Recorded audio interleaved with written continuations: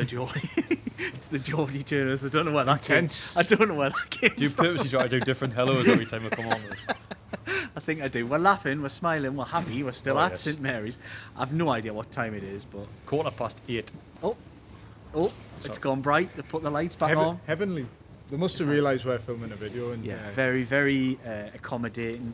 And Southampton's back 4-5, or whatever they played, was very accommodating for Alexander Isak today. Newcastle United ran out comfortable winners, as they should. Two teams on totally different trajectories in the Premier League. Thoughts on that one, Dominic? Sunday name. It is. It's got to be, because some people will be watching this on Sunday. I think those people will, yeah. Happy Sunday, everyone. Yes, another poor start from Newcastle. Something I raised to Eddie Howe after the game, because it's fourth game in 5. They've gone behind in the opening sort of 10-15 minutes of the game. And it was a really poor goal, I thought. Newcastle, Southampton first shot on goal they scored. They weren't brilliant, Southampton, but I think Newcastle started the game really slow.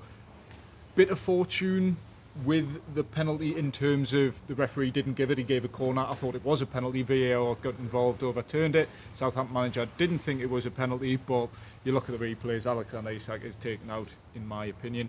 And then Newcastle, once they drew level, I was fairly confident that we were going to go on and win the game. 2 minutes later, Alexander Isak puts Newcastle in front.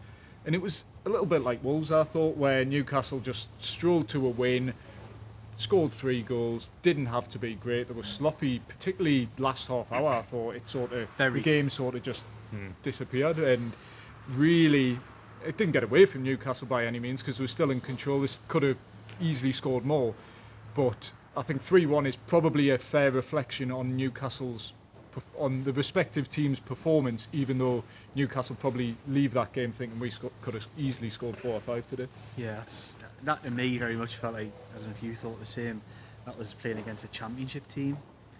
They looked and felt very much like a championship team who could not cope with the levels of quality. There's probably 4 or 5 players in Newcastle's team where they're just beyond the levels of this Southampton team, and even though Newcastle, I don't think, were anywhere near with their best.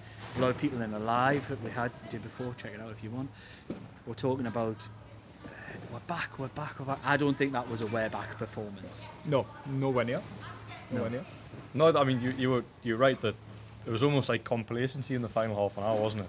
Like it was one because obviously Southampton had that goal to make it 3-2, ruled out for offside. The Newcastle would have been sort of victims of a downfall by making it a nervy end, because it shouldn't have been that way.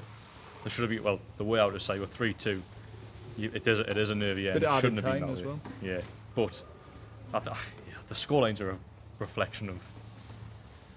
I thought Newcastle were fairly dominant, to be fair. You mentioned a poor start. It was that because they fell behind, but I actually thought they started the better of the two teams. The first 5 or so. Yeah, but then they didn't do much the first 5. They took the game a little bit to Southampton, but then simple goal. Jan Bednarek plays a pass, walks and just heads the ball. I thought you were going to swear. I thought I was as well. I was so annoyed with that goal. I blame Dan Burn for that. I thought he was really. He went chasing, didn't he? Why is he? You just step off. You don't have to win the ball in that position. Just stop the ball getting in the box, and it was neither him nor Lewis Hall really did anywhere near enough to stop that goal. No. Team Livramento has 2 men to mark, and marks neither. Yeah, not his strong suit. Well, we know you picked it out. Southampton kept pushing the centre back up, didn't they? It was an interesting tactic. Bednarek in the box from something that wasn't a set piece, not even close to being a set piece, all of a sudden just pops up with a free. I had asked you about 4 times. I was like, that was Bednarek. Yeah. What? I was like, what? That was a set piece. What is he doing in there? But then I was watching it. While you were head down. Obviously, I get the chance to watch the game a little bit more. I was like, every time they just play, and it was either Harwood Bellis or Bednarek or one of the centre halves would drive on and become an extra attacker, and was unmarked every time. It was obviously a clever thing that they've worked out on the training ground. Had zero impact really on the game apart from that goal. But look, I didn't think Southampton, talk about them being a championship team, they are. But I didn't think they're the worst football team I've seen. They tried to play a bit. Just a lack of quality, wasn't it? Total lack of quality. Yeah, I think we've seen worse performances against Newcastle in the Premier League this season. And I think if you want to draw comparisons where you're talking like worst Premier League teams ever, Newcastle played Sheffield United twice last season, and they were levels below Southampton. Yes. So we had this conversation, didn't we, where it was like, you asked me, you went, are these on course to be the worst team the Premier League has ever seen? Now, they've won the same amount of games as Derby did, who are the worst, 11 points. So they've got to get 5 more points to not be the worst ever. But I don't think they are. Like, they're not as bad. I thought Sheffield United were worse than these last season, but they had more points. So it makes sense. It's because I think Sheffield United probably had a little bit more physicality about them, a little bit more sort of, I don't know, ruggedness maybe. So whereas Southampton just don't have any goal scorers. They don't. No. They're toothless in the final third. Very. They're relying on centre backs rushing forward to get goals, and I just go back to the opening day at St James's Park where people were like, oh, Southampton played well. They were against 10 men for 60 minutes. Newcastle didn't play well and still were comfortable, more or less, in that game. No, I would say Southampton were still a better team with 11 men, but you probably faced a Newcastle team that, let's be honest, they were better with 11 v11. The first quarter of the season, Newcastle were bad, and we were all saying, oh, well, they're playing bad, but they're winning games, and then it sort of caught them for a little bit, and then they were on this run where they've obviously 10 wins and 11 now in all competitions, which is incredible. But is it like a revisionism of history? I think everyone looks at it in like, because things have gone pretty well since start of December. I think it's a recency bias. Everyone forgets that Newcastle United for large chunks of the first part of the season were not very good at all. They had to go on a run of 6 Premier League wins in a row to get themselves back to where they want to compete. They've won 7 of the last 8, and they're still 5th in the table. Yeah, it's good. But that's very good. But they went from 12th to 5th or 6th. They've needed the longest winning run of any team in the Premier League this season just to get in and amongst where they want to be. Yeah, which probably sums up the season, really, doesn't it? But that to me today was a win that they just had to get back on the horse, didn't they, after last week, where last week was a really chastening defeat, and it leaves question marks. It leaves the kind of question marks like, oh, is there longer term worries? Are they going to drop off again? Because we've seen it before in and around this time of year, 2 years ago, when things start to wobble a little bit. Yeah, they do. And the form goes, and then you end up in a cup final getting beaten off a team that really you shouldn't be getting beaten off. A club you should get beat off, but not a team at that time. Newcastle United should have got beat off the 2 teams that season. Newcastle were better than them and have been for 3 seasons on the bounce, in my opinion. And the only one that they've went and lost, the one that mattered, was the 2 games that mattered are the 2 that they've lost, really. Yeah. Sadly, which is very Newcastle United, many will say. But no, I think it kind of answered some of those questions, because I've seen enough today to think they were better. They were a little bit more intense, a little bit more up for it. I thought Alexander Isak. First half of the day. Some of this bizarre social media. I think somebody was trying to say he wasn't going to play. Where's this rubbish come from? Where's this rubbish come from? I had the FPL Twitter. Yeah, did you? Twitter people going, well, is Isak playing? I was like, why are you asking? Yeah, to be fair, there might be something in it, because Eddie Howe did say that Bruno was ill. Had been ill this week. Yeah. Hence why he was brought off, and didn't look very happy about being brought off, I must say. What about his tweet after? Yeah, well, I was about... He's an emotional boy. Bloody hell. Come on, that's lost in translation. I think so. And my heart sank when I seen the first words of his, I don't know what the future holds. I was like, what is going on here? I know Eddie Howe was talking about sales on Friday, but not Bruno. And then thankfully he clarified, and I think it wasn't just me that panicked. It's a weird... I don't know what the future holds on the football pitch. Neither do I, Bruno. I've no idea, mate. Maybe he's referring to Newcastle United's ambitions. He doesn't know what the future holds in terms of where Newcastle can go this season. But that was cryptic until he clarified. It was just silly. Cryptic and silly. Bit silly from the skipper. That's what I would say.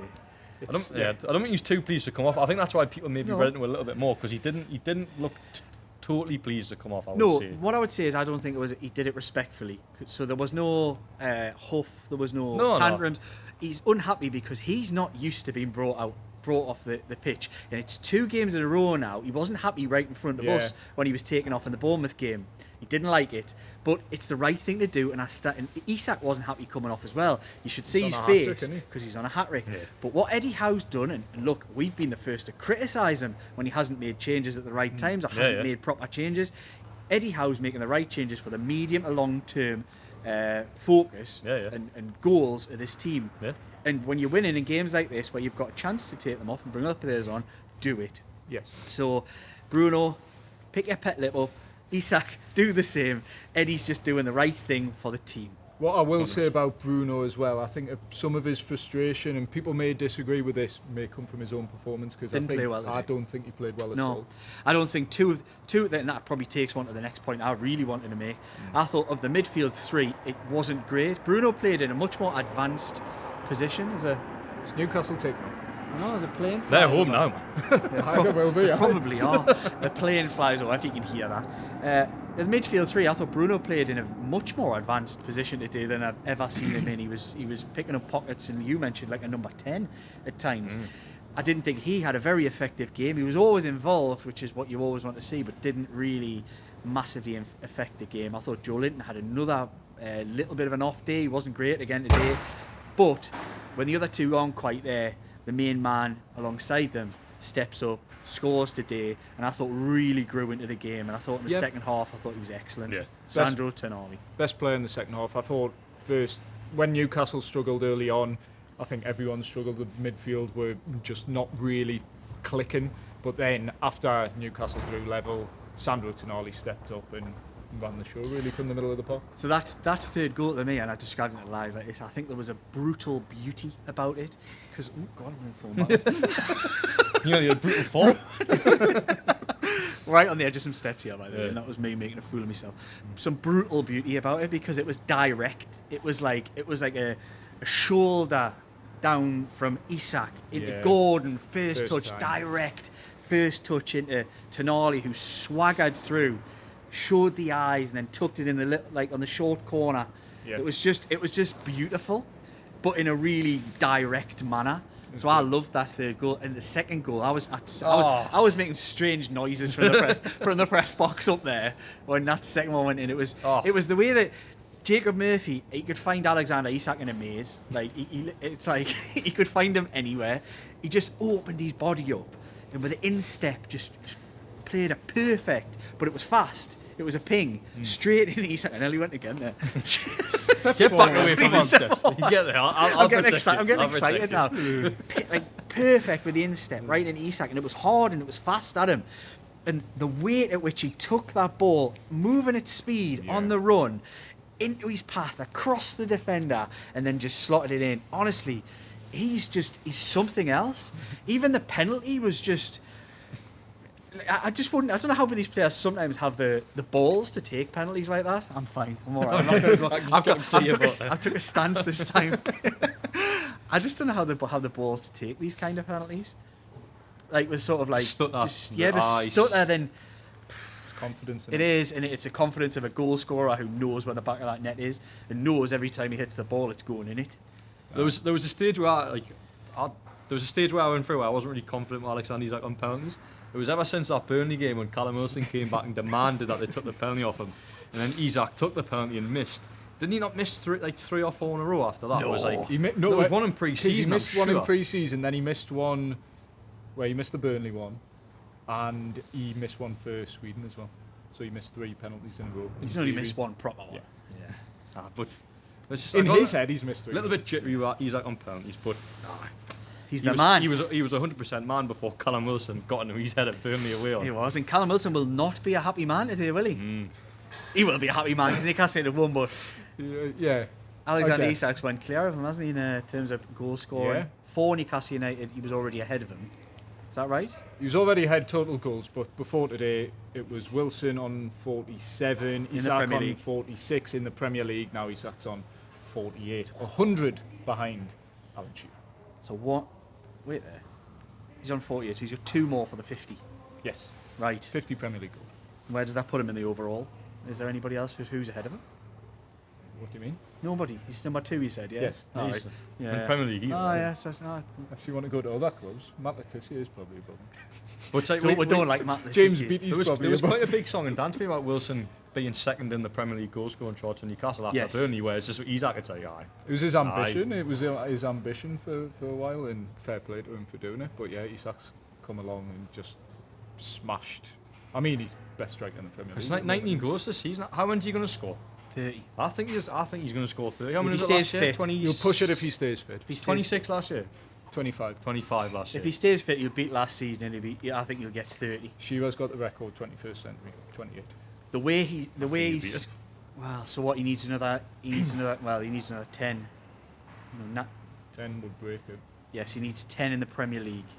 That's 15 games or something. Is it 15 games to go? Well, the fact is that when he's getting one at the minute, he seems to he's getting a couple in these type of games. And How many games like this do left. Newcastle have? Yeah, they don't have the Ipswich away. They don't have Southampton away anymore. Leicester away they've got. I'm just thinking a newly that's a promoted hat-trick day, team. isn't it, if he's fit. He's getting his hat-trick that day. If This Ruud's could still age there, badly. It could. If Big Ruud's still there, it's a cricket score. I think he's going. The toys have come out of the pram with him, though. haven't they? We don't like Ruud. I think he's pretending he's not getting signings because he's just not getting results. Oh. Yeah. Not to Newcastle United concerns, who are back to winning ways and getting results. Big week, innit? Big Yeah. week. Big week. Fulham, I think, is a harder game than a lot of people are giving it credit for. I think It's another Bournemouth potentially. Yes, but I think Bournemouth are flying. different Wow, gravy. what them, a aren't they? result for I them. think it made us feel better about last weekend's result. If anything could, the fact that Bournemouth went to a direct rival of Newcastle and battered them more than they even battered Newcastle last week. Yeah. But you 5-0 talked about the idea of against Nottingham naivety, though, didn't you? I think Well, yeah, because we saw it at Forest when Newcastle, against a very informed Forest at the time, and they're still in very good form, just took the game to Forest and outplayed them at their own game. And Bournemouth, at the moment, are better than Newcastle were at that game. in that game. So it was no surprise to me that Bournemouth On the break, pressing high, Yeah. that they're all that Bournemouth are doing it Energy. better than Newcastle, yeah. Yeah. And you can't. I can imagine if Forest. I'll have to see the game, but it looked. There was similar level of passes, possession. Forest had more shots. It just looks like one of those where they've just smashed them on the break. Yeah. But no, it did. It made us feel better, especially after. And I hope it did make some of you guys out there feel better. But now Bournemouth are in that conversation. Bournemouth are definitely in that conversation. The worry for Bournemouth will be they're also a couple of injuries away from disaster. If I had to But they make, play it the right way. if I had to make a bold prediction, I think the injuries do tend to catch up with you. I think it happens with most teams in the Premier League. Newcastle seen last year where I think it was at Manchester United game where they won one of the St James battered Manchester United, but then from then sort of fell off a cliff, but the results and performances definitely dipped. Whereas Bournemouth have got a same level of injuries, you'd feel like we'll catch up now eventually, but maybe not, because they've got a very, very dynamic front three who all scored today, I believe. Clivert, They did, yeah. Semenyo and Ouattara. yeah. So Got a hat-trick. I love a hat-trick, Bournemouth, Scoring don't they? goals for fun. Look, they're a danger. I think there's a lot of teams in this Premier League have got can make a case to say, if 5 comes to the Premier League, which it looks very likely at the moment, that they can make a case to say, why can't we sneak in there? yeah. It's interesting, I think, in a world where PSR's become front and centre, and I know people won't want to hear about it, but the Premier League's suddenly, weirdly, become a lot more competitive. We've seen teams break into this Big Six type thing. We've seen Villa, Brighton, Newcastle, even Leicester, if you're going way back before then, and in a PSR world, the Premier League's become more competitive. What it potentially really. allows it to do is teams to break in, but it doesn't really allow them to stay there. Yeah, it's one-offs. Yes. Well, it's no coincidence. I know Newcastle sort of bottom the trail at the minute, but Villa could come again. But the They last might. 2 seasons, Newcastle finished 4th, Villa finished 4th. Newcastle won't look you miss out on Europe, finished 7th. Villa are also around that bit. Yeah, bit before in the did they not table as finish well. 8th? They finished 7th. 7th. So they've had the same 2 seasons, Yeah, just the other way around. aye. That's the biggest frustration. But we could speak for hours about that PSR debacle. Aye, but Well, I hate it. Aye, it's crap. subject to transfers anyway. Miguel Almiron, classy gesture at the end, where captured on camera. Eddie Howe, Miguel Almiron, arm around the shoulder, he sort of nudges him towards the Newcastle fans, and I think you touched on it in the live. I think the atmosphere today, and credit to the Southampton fans as well, who've seen one win here all season, was really good, and no small part down to the travelling fans as well. Yeah, the travelling fans, like you could tell from before when the players came out that they were going, they were starting to sing. I think it probably had cold weather, long way to travel, adversity for some getting here. There was just, they went through the old songbook, the new songbook, everything got an airing today. Yeah. And the players reflected that, they got stuck in. I mean, the limbs for the Tonali goal was just hilarious to see. Like the crowd was rolling and pouring all over that sort of section there behind her. It was just brilliant, and I think I hope everybody who came, however you got here, had an amazing day. And I think you're a credit to the team on the pitch and a credit to everybody with the football club, because they sang their heart out and they kept the atmosphere going. I thought it was, I thought it was probably one of the best away ends I've seen in a long time. It would have been great. I think it's always a good away end, Southampton. Yeah. Because I remember in the Carabao Cup, the last time we were here, it was a brilliant away end down there, and now it's switched over there. I say even better, recency bias, but it was really good today. And I think the biggest mistake Southampton made, playing Saints Go Marching In before kick-off, because the Newcastle fans are just like, right, we're making this our own. Newcastle fans were mocking the goal music as well, weren't they? That was funny. But I made the point that that's only the 8th time this season Southampton fans have heard goal music. Let them off. St Mary's. Right. We shouldn't laugh. No, we shouldn't, but we will. We always do. Right. So did you want to say anything on that, Almiron? Yes. Maybe, but I'm going to have a little word for the sponsors before you wax lyrical about Miggy.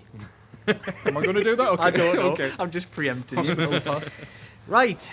Geordie Journals are proudly sponsored by 3 amazing sponsors who we have on board with the channel. Comply IT Limited. Worrying about disposing of your old IT equipment? Don't. Comply IT handle everything. Secure collection, detailed tracking, and certified data destruction. We also have Mitigate. Mitigate enhances workplace mental health, helping businesses stay compliant, reduce absences, and unlock higher productivity, creating healthier, happier teams. And of course, the OG sponsor, 4 Rivers Financial Planning. They offer holistic financial advice for all stages of life, ensuring your plan remains robust and adaptable in the ever-changing world that we live in. Perfect. Well done, Liam. It wasn't perfect. It was nearly. A little tongue twist at I the can't. end, I know. I can't. I nearly did it. So close. It was. It's not worth a re-record though. No. No. Oh, it's you're not. going to use that with me little mistake in for the future. Hey. Oh, not for the people who watch this channel regularly will see my mishaps, and I have to read out the sponsors on pre-match videos. So you can't be perfect all the time, Liam. No. But you were nearly there. And Newcastle. Thank you, mate. Yeah, well done. Cheers. Right, Miggy Almiron.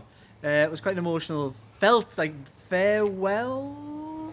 Yeah, he's going to go in, but we're not sure if this was the farewell. But the fans definitely showed their love. Yeah, they were singing his name. I thought he came on. Now he scored a great goal. Did Imagine. It was only flashbacks to Spurs a couple of years ago. Yeah, where it was like when he against came in, the angle. I don't know what skill you call it, but I came in, Little shimmy. tried to get a left foot shot, we were blocked. But Would have been a good goal. I thought it was a nice moment because He was determined to get a goal, wasn't he? But I just think it shows like Almiron's had his criticism. Of course, he has. There's questions about his ability, but I think in the main, for the 6 years he's been here, he's been a very, very good signing for the football club. I think fans recognise that. And it was nice that for the final 5 or 6 minutes of that game when he came on, it was all about Almiron, and he got his moment in front of the away end at the end. So if that is the farewell, which it quite possibly could be, I think it was a nice way to go out. It would have been nice if he had got a goal, but can't have it all your own way. It was initiated by Eddie Howe. Obviously, the fans singing wasn't, but then Eddie Howe pushes Almiron in front so he can have that moment. Eddie Howe said he felt that was really important, but wouldn't commit, because you asked the question, you wouldn't commit to saying it was a farewell gesture, but he said, Miguel Almiron, he's been a great player for this football club. Speaking in the past tense, which maybe I'm reading between the lines too much there, but sounds like a player. I mean, we think he's going. On his way I don't think there's much to debate about. I think it's just about when. It's just when. So when I say, was this the farewell, it's just there might still be another chance of him being on a bench next week, although I suspect 7 days in football is a long time, and I think we'll probably see that move materialise, I think, at some point next week. The MLS we could have said the same thing last week, though. That's the only thing.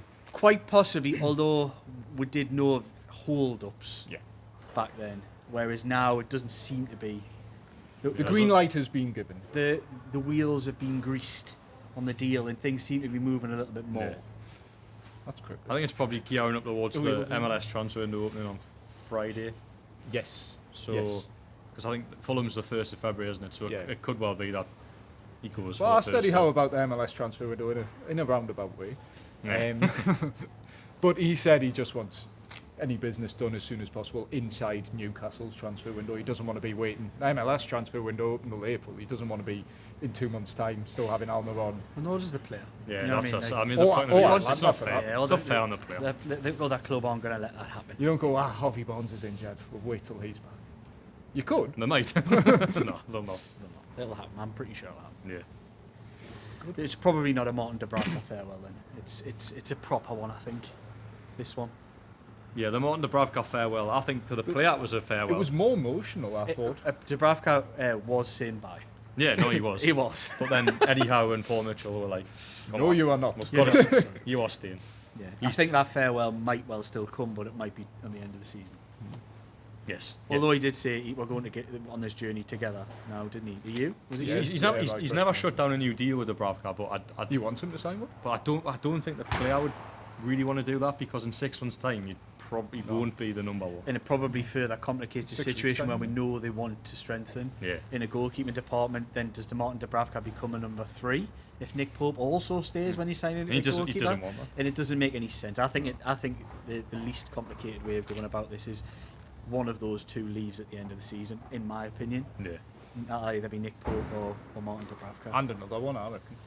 But I think another one will go this window. I think I wasn't in the press conference on Friday, and I said to you, I think it's the most obvious thing that he said without saying was Vlachodimos is going. I think he'll be away before the end of this window. Because it was my question, but it was yours. No, I think he'll be away by the end of the season. Speaking of people as well, it sounds makes like no sense for him, because I feel quite sorry for him. Wasn't here today. It was John Woody as the extra keeper. I feel sorry. I don't no, say. I just think it was. But he was. I feel sorry for him. He was signing it. He was pretty much using the the ball in the PSR. PSR. But he was. But I don't think he even was ever given any promises about what this deal was any more than. There's been suggestions he was given it. Has there? There was suggestions that he would challenge for the number 1, but hasn't got anywhere close. He never was. But it's not any outside, and I think that's probably one thing where it's like managers are funny beasts. Yeah. It's not his signing. It's not his signing. He'll not play him. You represent me losing one of my favourite players. Yes. Elliot Anderson. That's what. I don't know if that deep down. I don't think he's got a vendetta against. He's like, that's what you remind me of. I'm agreeing with you until I thought about it. No. That's not Oddie's. That's not Oddie's fault. Oddie. Is that what he calls him?